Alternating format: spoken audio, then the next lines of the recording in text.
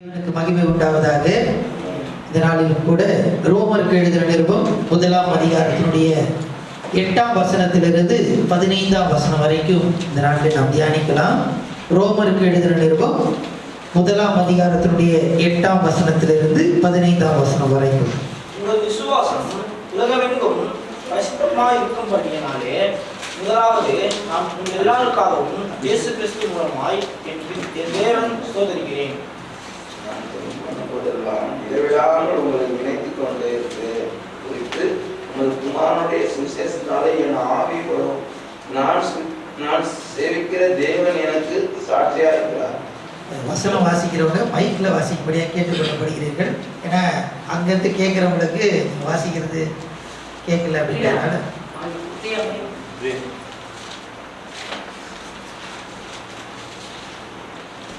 நான் அங்க கேட்குறவங்களுக்கு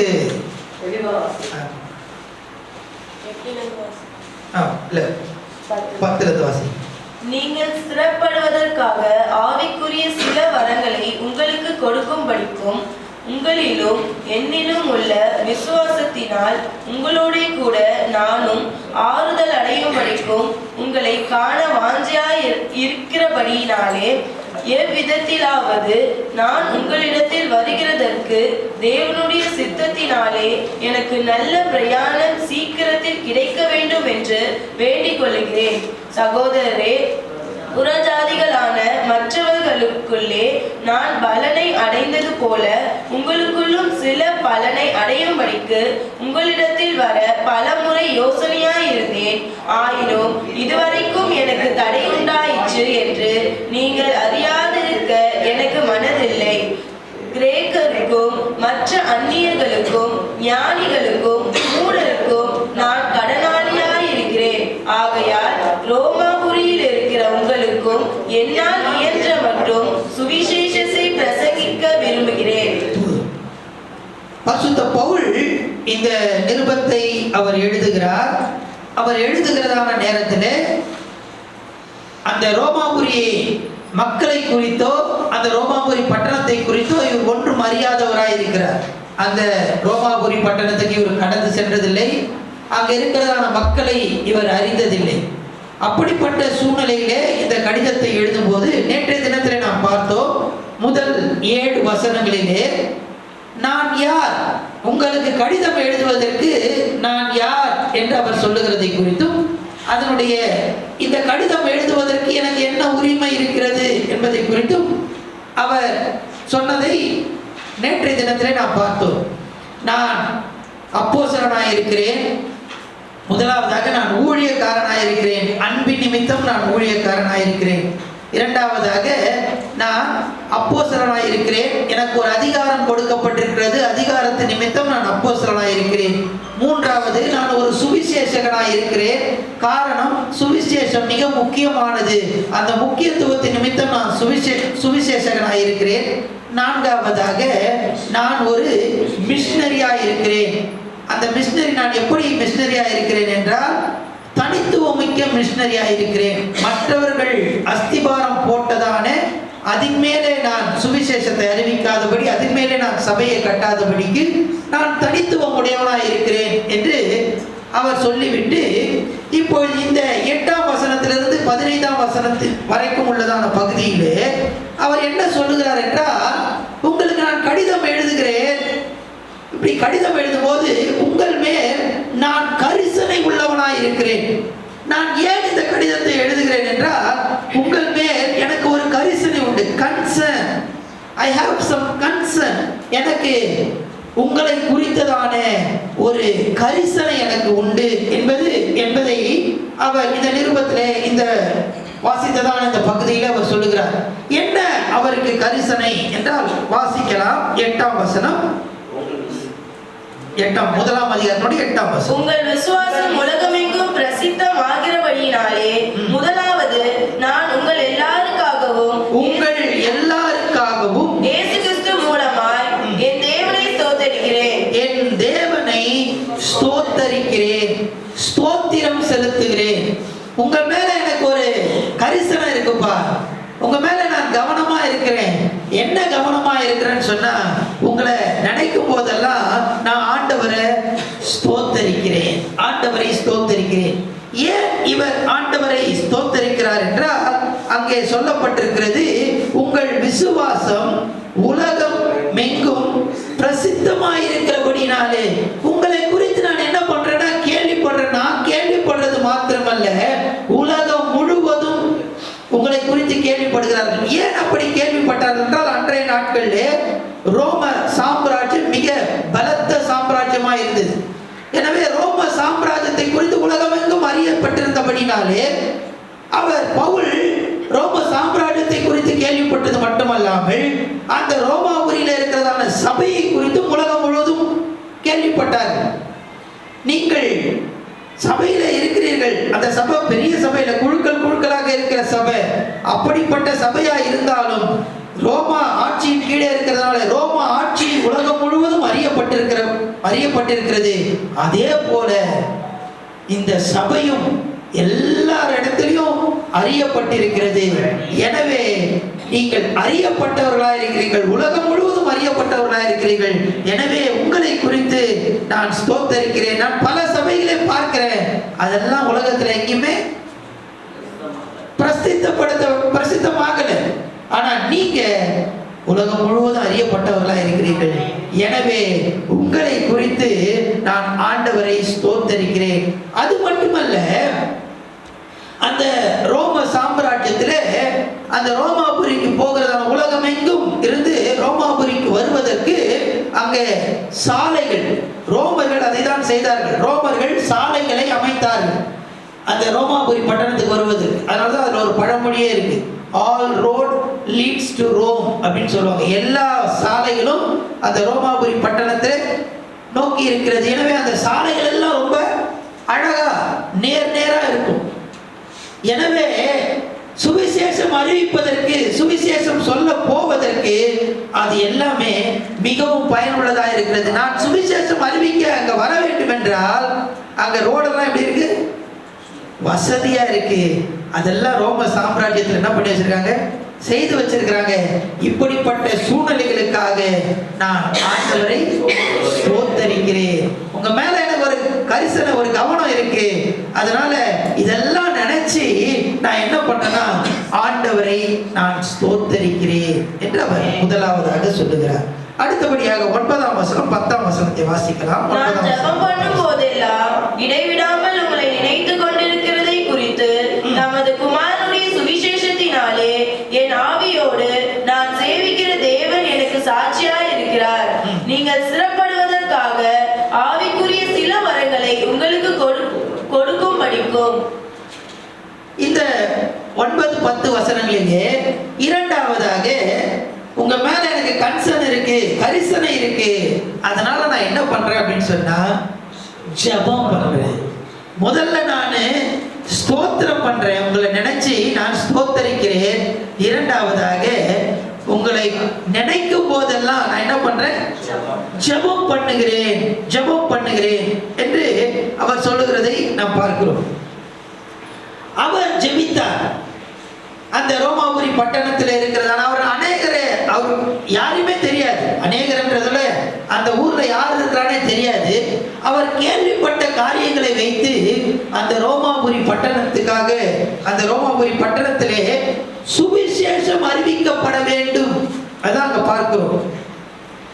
அதற்காக அவர் என்ன பண்ணுகிறார், ஜெபித்தார் என்று பார்க்கிறோம்.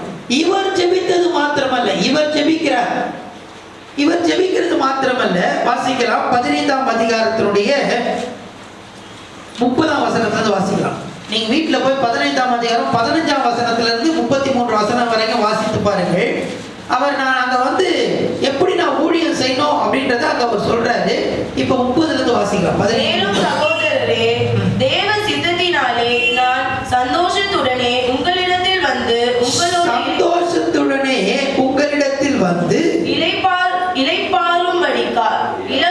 இளைப்பாறும்படியாக யூதேயாவில் இருக்கிற அவிசுவாசிகளுக்கு நான் தப்புவிக்கப்படும்படிக்கும் நான் எருசலேமில் உள்ள பரிசுத்தவான்களுக்கு செய்ய போகிற தர்ம சகாயம் அவர்களால் அங்கீகரிக்கப்படும்படிக்கும் நீங்கள் தேவனை நோக்கி செய்யும் ஜெபங்களில் நான் போராடுகிறது போல நீங்களும் என்னோடு கூட போராடுங்கள்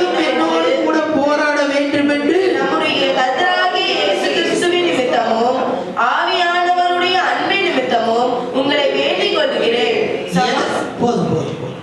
இவர் என்ன சொல்லுகிறார் என்றால், நான் எப்படியாவது அங்க வரணும்னு விரும்புறேன், உங்ககிட்ட நான் வந்து சுவிசேஷம் அறிவிக்கணும்னு விரும்புறேன், அதற்காக நான் ஜெபித்து கொண்டிருக்கிறேன், உங்களை காண நான் வாஞ்சையா இருக்கிறேன், உங்க மேல எனக்கு ஒரு கன்சர்ன் இருக்கு, ஒரு கரிசனை இருக்கிறது, அதற்காக நான் ஆண்டவரை ஸ்தோத்தரிக்கிறேன்.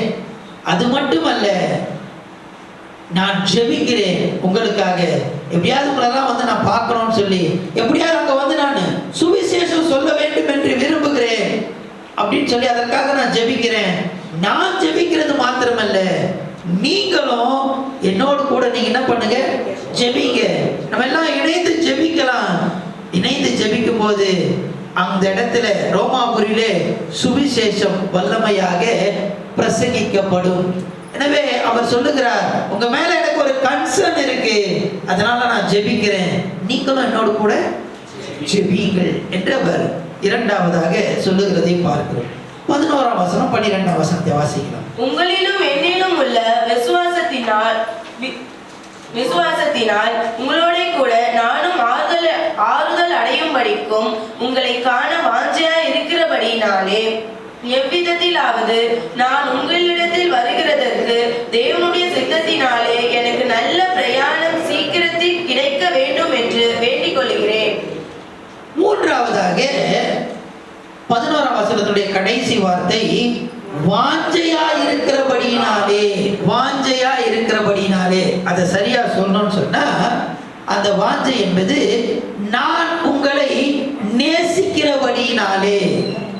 நான் உங்களை நேசிக்கிறேன், நான் உங்களை பார்க்கணும்னு விரும்புறேன், உங்க இடத்துல வந்து ஊழியம் செய்யணும்னு விரும்புறேன். ஏன் அப்படின்னு சொன்னா, உங்க மேல எனக்கு என்ன இருக்கு, நேசம். நான் உங்களை நேசிக்கிறேன். நான் இது வரைக்கும் உங்களை பார்த்ததில்லை, உங்க ஊரை நான் பார்த்ததில்லை, ஆனா நான் தூரத்துல இருக்கிறேன். தூரத்துல இருந்தாலும் எனக்கு ஒரு நேசம் உண்டு, உங்க மேல எனக்கு ஒரு வாஞ்சை உண்டு, ஒரு ஆசை உண்டு, எப்படியாவது உங்களை நான் பார்க்க வேண்டும் என்று சொல்லி. ஏன் அந்த ஜனங்களை அவர் பார்க்க அவர் விரும்பினார் அப்படின்னு சொன்னா, ஏன் அவரை ரொம்ப நேசித்தார் சொன்னா, ரோமாபுரி அவர் பார்க்கல, ரோமாபுரி மக்களை குறித்து அவருக்கு தெரியாது. ஆனா அங்க இருந்ததான ரோமாபுரியில இருந்ததான 2-3 பேர் அவர் பார்த்திருக்கிறார். அவங்க எப்படி இருந்தாங்க அப்படின்னு சொன்னா, ஆக்கில்லா பிரிஸ்கில்லா அவர்கள் எங்கிருந்து வந்தவர்கள் என்றால் ரோமாபுரியிலிருந்து வந்தவர்கள். அவர்கள் மூலமாக தான் ரோமாபுரியை குறித்து அதிகமாக அவர் கேள்விப்படுகிறார். இந்த ஆக்கில்லா பிரிஸ்கில்லா எப்படிப்பட்டவர்களாக இருந்தார்கள் என்று சொன்னால், ஊழியத்துக்காக தங்கள் கழுத்தையும் கொடுத்தவர்கள். வாசிக்கலாம் 16ஆம் அதிகாரம் 3ஆம் வசனத்தை வாசிக்கலாம். 16ஆம் அதிகாரம் 3ஆம் வசனம், 3ஆம் வசனம் 4ஆம் வசனம். கிறிஸ்து இயேசுவுக்குள் என் உடன் வேலையாட்கள் ஆகிய பிரிஸ்கில்லாவையும் ஆக்கில்லாவையும் வாழ்த்துங்கள். அவர்கள் என் பிராணனுக்காக தங்கள் கழுத்தை கொடுத்தவர்கள். என் பிராணனுக்காக தன் கழுத்தையே கொடுத்தாங்க. ஊழியத்துக்காக நல்ல வேலை செய்கிறவர்களா இருந்தார்கள், பிரயாசப்படுகிறவர்களா இருந்தார்கள். அது மட்டும் இல்ல, அதே அதிகாரத்துல 12ஆம் வசனத்தை வாசிக்கலாம். கர்த்தருக்குள் பிரயாசப்படுகிற திரிபேனாலையும் திரிபோசாலையும் வாழ்த்துங்கள். கர்த்தருக்குள் மிகவும் பிரயாசப்பட்ட பிரியமான பெர்சியாலை வாழ்த்துங்கள். பெர்சியாலை வாழ்த்துங்க. இவங்கள அவர் என்ன பண்ணிருக்காரு, அங்க சொல்லப்பட்டிருக்கோம் ரோமாபுரியில இருக்கிறவங்க. ஆனா இவங்கள வந்து அவர் என்ன பண்ணியிருக்காரு, பார்த்திருக்கிறார். ஆக்கில்லா பிரிஸ்கில்லாவோட தான் அவர் என்ன பண்ணார், கொரிந்து பட்டணத்துல அவர் இருந்தார். இந்த பெர்சியாலை அவர் என்ன பண்ணியிருக்கார், பார்த்திருக்கிறார். இவங்க பார்த்தீங்க அப்படின்னு சொன்னா அதிகமாக பிரயாசப்படுறவங்க, மிகவும் பிரயாசப்படுகிறவர்கள், கழுத்தை கொடுக்கிறவர்கள். இப்ப இதெல்லாம் பார்க்கும்போது ரோமாபுரியில இருக்க 2-3 பேரை பார்க்கிறாரு. பார்த்தா இவங்க எல்லாம் எப்படி ஊழியம் செய்யறாங்க, கழுத்தை கொடுத்து ஊழியம் செய்யறாங்க. இதை பார்த்ததும் பவுலுக்கு, இவங்க 2-3 பேரை பார்க்கிறோம், இவங்களே எப்படி ஊழியம் செய்யறாங்க, மிகவும் பிரயாசப்பட்டு ஊழியம் செய்யறாங்களே, அப்ப ரோமாபுரி பட்டணத்துல இருக்கிற ஜனங்களை பார்த்தா எப்படி இருக்கும், அவங்களாம் எப்படி ஊழியம் செய்வாங்க, ஊழியத்துல எப்படி வல்லமையா இருப்பாங்க, பிரயாசப்படுறவங்களா இருப்பாங்க, எப்படியாவது அதை பார்க்கணும் அப்படின்னு சொல்லி அவருக்கு ஒரு ஆசை, ஒரு வாஞ்சை. நான் உங்க மேல ரொம்ப கவனமா இருக்கிறேன்,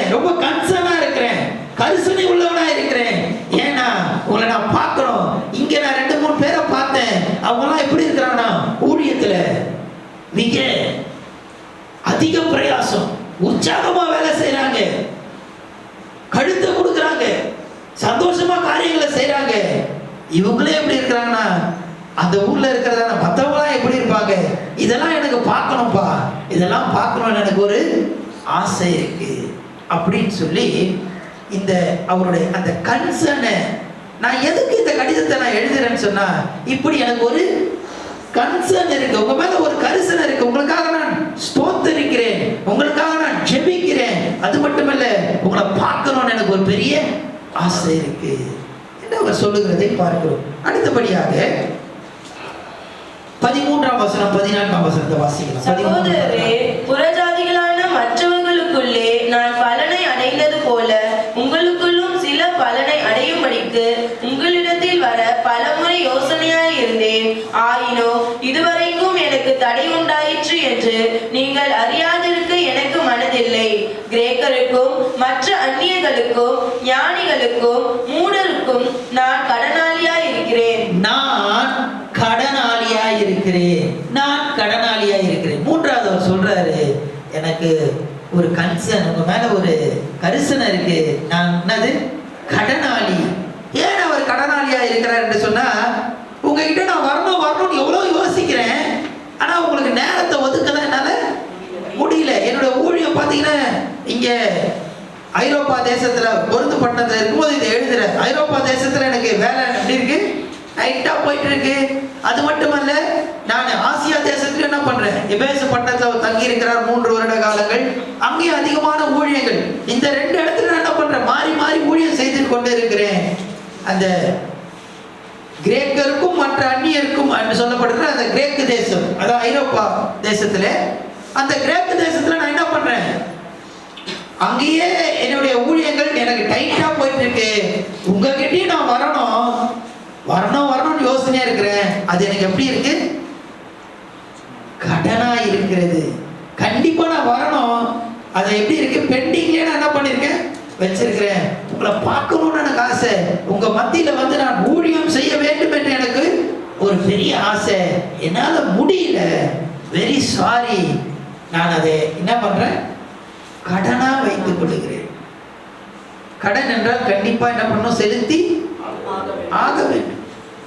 இவர் இவ்வளவு ஆசைப்படுறாரு, எப்படியாவது போக வேண்டும், நான் கடனாளியா இருக்கிறேன்னு சொல்லி ஆசைப்படுறாரு. ஆனா இவர் ரோமாபுரிக்கு போனார்.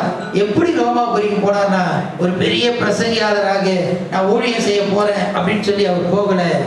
அவர் 3வது சுவிசேஷ பயணத்தினுடைய கடைசி பகுதியிலே அவர் சிறை பிடிக்கப்படுகிறார். அதற்கு பிற்பாடு அவர் என்ன பண்றாருன்னு சொன்னா, ரோமாபுரிக்கு அடிமையாக, கைதியாக அவர் கொண்டு செல்லப்படுகிறார் என்று நாம் பார்க்கிறோம். கைதியாக அவர் போகிறார். அங்க போய் ராயனுக்கு முன்பாக அவரை நிறுத்துகிறார்கள். அவர் ஆசையா இருக்கிறாரு, நான் கடனாளி அப்படின்னு சொல்றாரு, எப்படியாவது நான் உங்களை வந்து பார்க்கணும் அப்படின்னு சொல்லி அவர் யோசிக்கிறார். ஆனா அவர் கடைசியா போனது எப்படின்னு சொன்னா, ஒரு கைதியாக அவர் கடந்து செல்கிறதை பார்க்கிறோம்.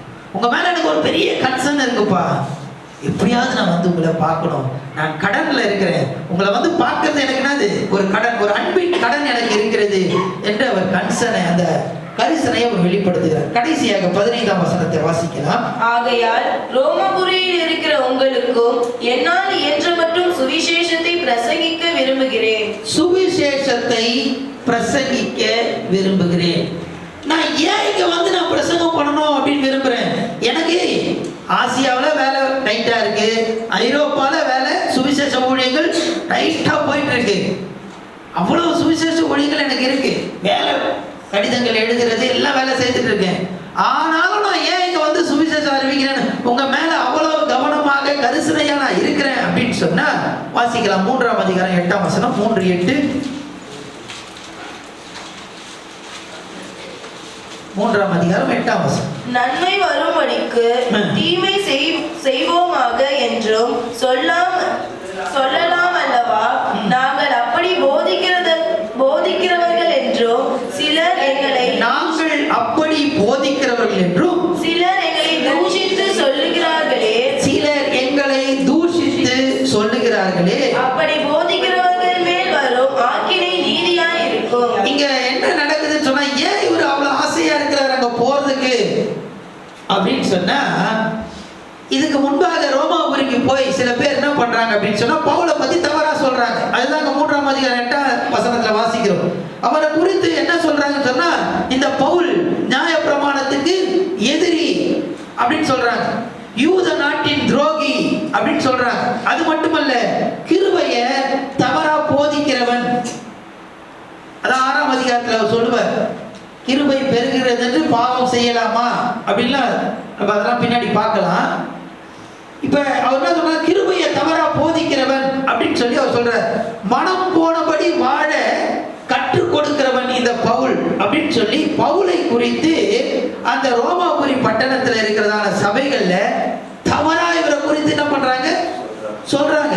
இப்படி என்னை குறித்து, என்னுடைய உபதேசத்தை குறித்து சரியான சுவிசேஷத்தை மக்களுக்கு கொண்டு தவறா அங்க போதிக்கப்படுது. அதனால எப்படியாவது நான் சரியான சுவிசேஷத்தை கொண்டு செல்ல வேண்டும்.